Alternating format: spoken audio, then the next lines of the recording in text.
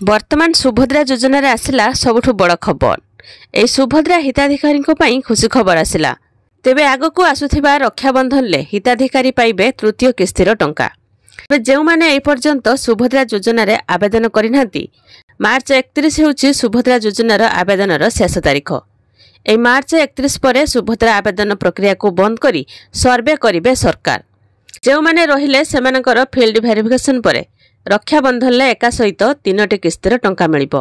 जो माने योग्य हिताधिकारी से माने एकाथरके ए सुभद्रा योजनार तृतीय किस्तिर टंका पाइबे, अर्थात महिला मानकु 3टी किस्तिर टंका मिलिबो। तेबे महिला को स्वावलंबी करने को सरकार आनिथिले सुभद्रा योजना। एथिरे जोड़ी होइछन्ती 1 कोटी रु ऊर्ध्व महिला।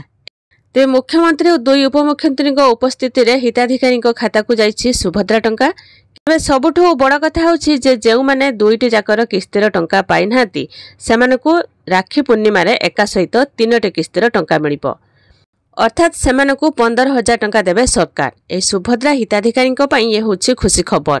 महिला को एकाथरे मिलिबो 15,000 टंका। तृतीय किस्ती पाइबे हिताधिकारी। 2टी किस्ती न मिलिथिले एकाथरके सरकार देबे 3टी किस्तिर टंका। आ जो माने ए पर्यंत योजनार आवेदन करिनांती से माने मार्च 31 भितरे आवेदन करिनियंतु, नचेत आपण माने ए योजनार वंचित हेबे, जरा कि आपण मानकु आगको आसुथिबा ए रक्षाबंधन रे आपण मानकु 3टी किस्तिर एका सहित 15,000 टंका मिलिबो। आ आपण माने ए योजनार टंका पाइछथि कि नाही कमेंट रे जणेबे।